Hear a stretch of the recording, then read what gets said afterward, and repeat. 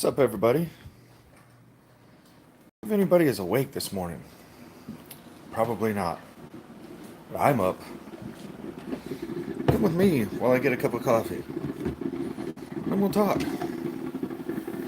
I'm having some fun. You see some of my collection of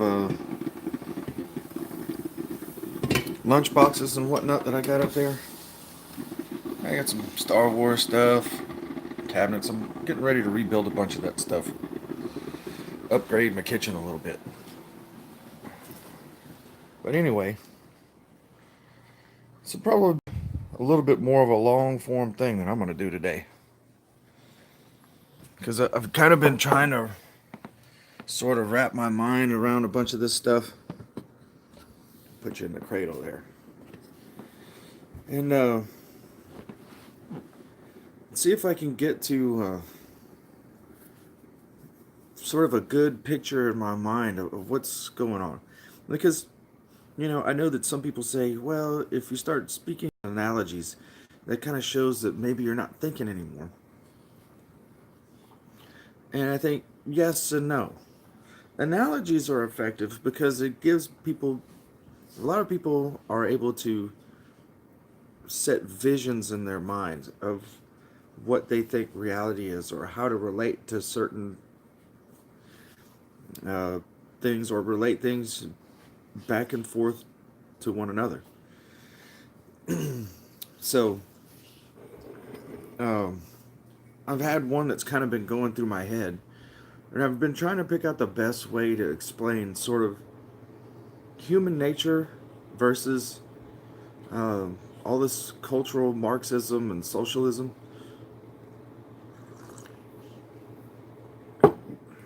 So, a starting point for me is we have to recognize that human beings, just because we've got spaceships and rockets and handheld computers that we can talk to each other like this on this thing that we have created called the internet, just because we are advancing in technology and we've got automobiles or whatever, we can write books, we can make music, doesn't mean that we're not still animals. And we have instincts. And I think that a lot of Marxism, while basically being led, if you've ever read any of Karl Marx, which I've read intensely, and I completely disagree because of what I'm going to tell you. Human beings, we, Marxism is built on this empathy thing, and now it's kind of like becoming a big deal. Empathy. You don't have empathy for these people or those people or that group or this other group or whatever. So part of it is a problem that one of the worst things we're doing is putting people in groups. So when you put people in groups, you're ignoring the nuance of what individuals are. And so when you're ignoring the nuance of what individuals are, then you're ignoring their basic humanality, their individualism. You're denying, you're saying, we need you to be part of this group so that we can then attend to you as we see fit. So whether it's some ethnic group, women, women, or various genders, if you believe in that stuff, and fading into that, the gender thing, is there are definitely, when you see human beings, this is why I'm talking about when people are ignoring, when you get groups, LGBTQAAI2PP plus, when you get that kind of thing happening, and you're saying, well, these people are part of this group, then you're automatically assuming that everybody in that group is a certain thing. It's just the same way as, and stick with me on this one, when people do the gender argument, some people are saying, well, I'm a wormkin or other self, or I'm a zir, or a they. In a way, I get what they're coming from because they're demanding their individuality, but they're also putting themselves in a group. So this is why these people are in conflict so much. And they're in conflict in their own heads. Because, I understand that when you say somebody, oh, that's a male, there's male genitalia there, or female. I understand that there are some females that are definitely more masculine than other females. Overall, most females are quite feminine. But there are men who are also effeminate. And I get that. But it doesn't mean you need to start packing yourself into some little box and saying, well, I'm a this. Why can't you just be Dave or Sally or whatever? They're attaching themselves with these titles so that they can then latch on to some sort of group initiative. And it's sort of like what George Carlin always said, when you start having groups, they start to become cults, and then they have little t-shirts and little hats. And then they have sort of some kind of movement. The only really movements that should matter is just humanizing each other. So, let me get back to my first. Oh, that's good. Café du Monde coffee. It's just the only coffee there is for me. So I'm gonna make an analogy, and when we're talking about human nature, and I'm talking about humans being animals, imagine yourself being in a zoo. If we're animals, and let's say we're gonna make several attachments here. And let's say the country that you are in is run by the zookeepers. It doesn't have to be America. Pick Denmark, Venezuela, Spain, whatever, France. If you're living in that zoo, and everything in your instinct, and not all, nothing, because nothing is ever all, and some people are going to be content with what I'm going to say. But let's just say that in your instinct, your animal instinct, that you are a lion. And so somebody giving you a place to stay, kind of looks like a Disneyland version of what your natural environment would be. And they're heaving some meat over the thing every once in a while, and then somebody comes and hoses it out for you. And where is your meaning in life gone if you are a lion?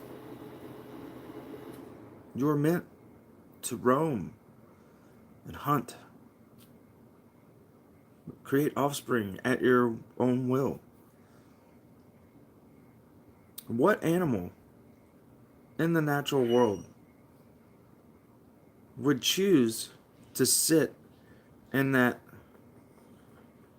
developed environment and just have no meaning in life?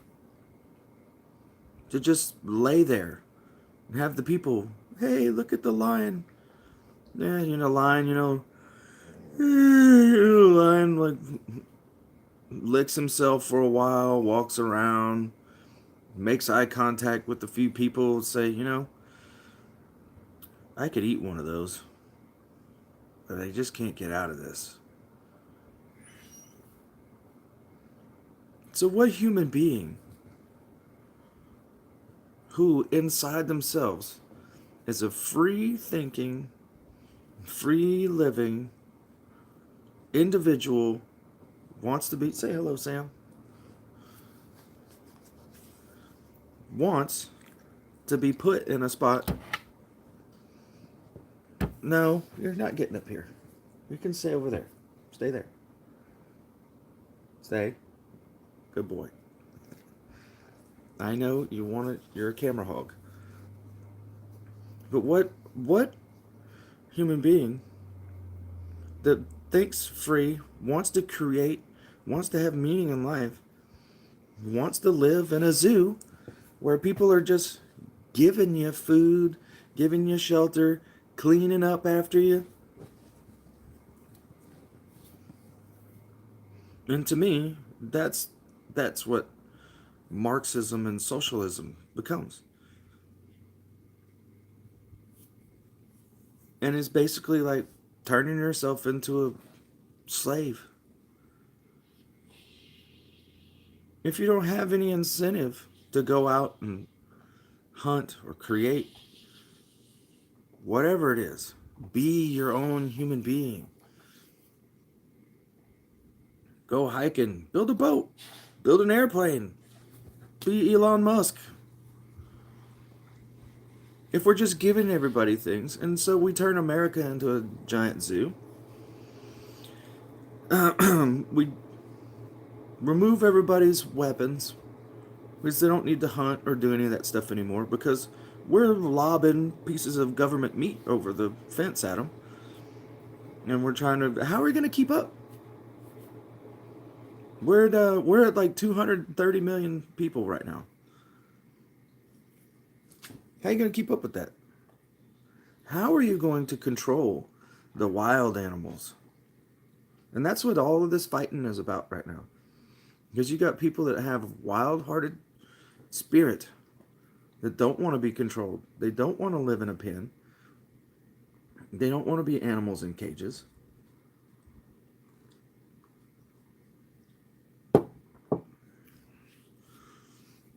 They want to be left to do as they choose. And we've had tons of our freedoms already taken away. And just like another thing that George Carlin said is, if the government can take your rights away, they aren't rights, they're privileges. And they own us. And we're already starting to be in cages. Some of it's good for us overall, some of it's bad for us overall. But you have to ask yourself, is that lifestyle worth it for you? Are you willing to be the lion in the cage that is no longer allowed to be a lion? You look like a lion. You'll look like a lion. Somebody's trying to call in. Look like a lion, walk like a lion, but you don't actually get to do lion stuff. And if we're locked into socialism to where everybody, their individuality is stripped away, and we've become drones, to where now we're only doing this thing that we're not super passionate about to work for the state, so that we can make sure that we're lobbing pieces of meat over the fence into the cage for each other. And I also understand the idea, like I was saying, the Marxist is built on emotions and feelings and empathy. I understand that we don't want poor people. We don't want people to be oppressed. But isn't making people live the way you want them to live and trying to organize society, that's not oppression?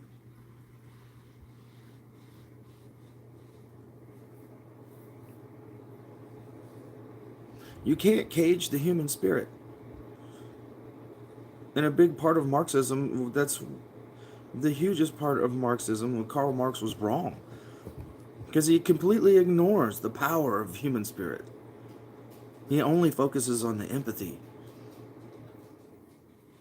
But he's completely unempathetic when he talks about grinding down the rich just so you can help up the poor. still seems unethical to me.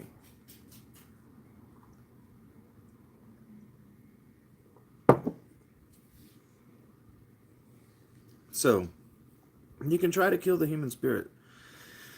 It's not going to happen. And the more you try to do it, the more people are going to start waking up. Hey, get out of there. And the more people are going to be like, hey, wait a minute. Because there's 220 million or so Americans that didn't go out and vote. Of the registered ones. And so that's why when people say, well, half of the country wants this and half of the country hates Trump or whatever, that's, you don't know that.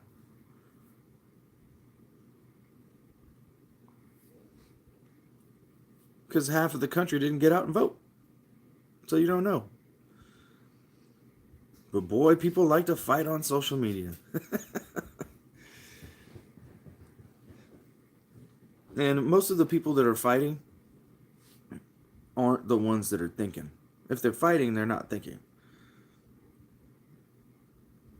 But anyway, that's my idea. All the leftism, I just find it offensive to the idea of human nature. And then you talk to somebody who is a Marxist. Maybe you're watching this and you are a Marxist. Ignore your own humanity. Is that what you want? Is that really what you want? Because that's what you're going to get. That is what you are rooting for. Eventually, your humanity will be stripped away, and you'll just be a lion pacing back and forth in a cage.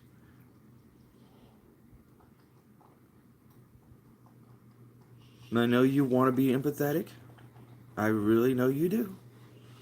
But instead of preaching Marxism, why don't you get out and actually help some people? Go stand in that frickin' welfare line. Bake some cookies for them. Something. Anything. Get out and actually be a part of society instead of sitting around complaining and crying about capitalism and this, all the isms.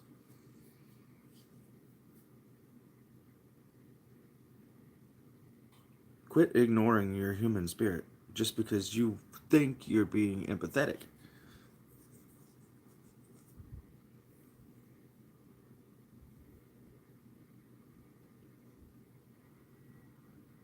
Your empathy will run out when the pieces of meat stop coming into your cage. When the state can no longer support us all, the zoo will close down. And guess what? The animals get loose. And the lions and tigers and bears, oh my. Those animals that have been forced into those cages, now they're going to be loose.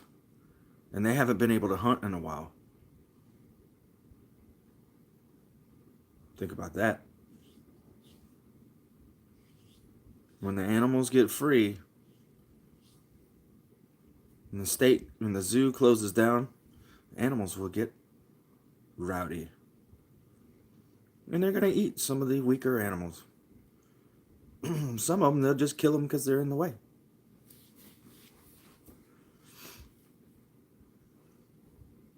And guess what happens? History has shown. Hang on, let me fix this. It's trying to go to sleep on me.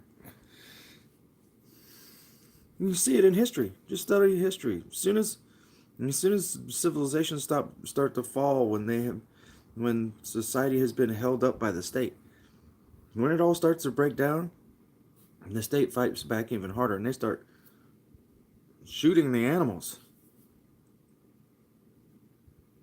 All of them. More people have died due to communism than anything else. And Western society has fought against communism. And now people are preaching for it again.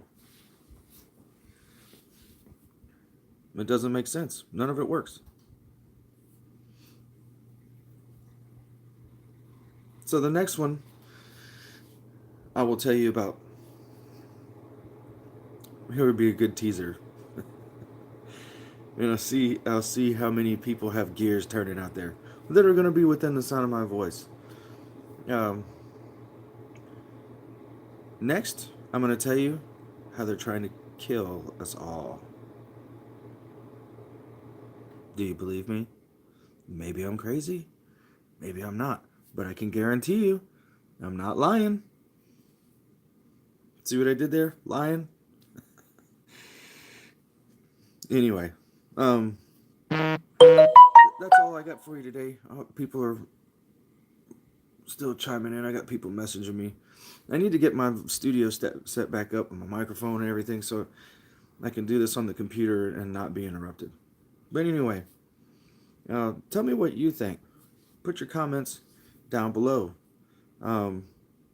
Keep it classy, though. Because if you're just going to be an asshole, I'm probably going to tell you off or just delete you. But if you're classy and you come with some arguments, I'm willing to listen. Tell me what you think. Love me, hate me. Or like, subscribe, share, and let's talk about it. Because if we're not talking to each other, the war is on. We might as well start hitting each other over the head with sticks because we're not talking anymore. So, until next time, when I tell you about how we're going to die and they're trying to kill us, I'm Honest Abe. Be good to each other and defend the faith. Later.